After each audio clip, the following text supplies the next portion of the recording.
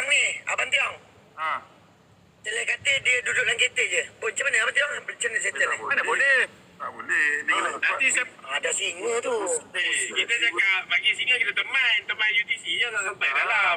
Ramai-ramai hashtag ni. Celek kari. Ini sampai. dah ada dua. Kursi dah ada dua dah tu, dah reserve. Dah reserve. Memang tak jelek. Hang tidur je dah. Hari dengan aku gini. Petrol depan ni. Aduh. Dah kau dah petrol nak buat minyak ni. Okey, kita relax dulu. Celek masih relax lagi. Okey, jadi kalau celek masuk naik atas. tu. Kita relax lagi. Tu banyak pokok. Kita relax dulu. Sebab apa aku naik atas? Tanya lagu dia kira dah tu. Baru sepuluh otak. Ya, mul tu tak dah lah tak cukup tidur. Curi buah kelapa siapa pula tu lagi. Kita pakai budi. Budi. Pakai sini. Dua. Ada macam ni lah, 190 lah. Duit dah nak cash habis. Semua duit duduk dekat. Cash ni sana. Cashless. Oh tu, isi minyak. Isi minyak dah tu. Ayun, Pak. Kau ambil apa tu? Kat semua kena ampas. Pagi-pagi makan tu tu. Semua kena apa? Dia ambil Baru dengar.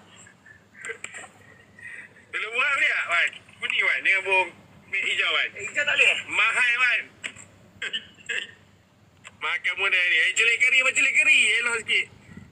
Celik masuk. Kita tahu celik jenis jujur.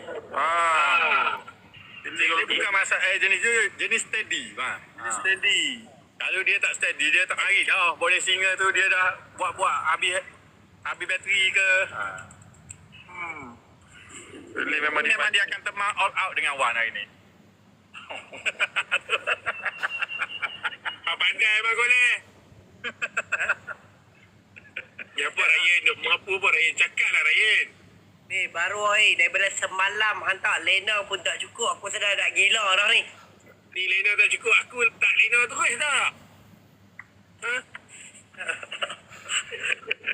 Aku cerai ni.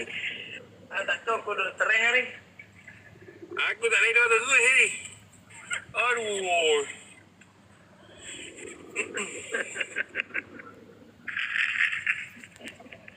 Minta lagi bukan-bukan.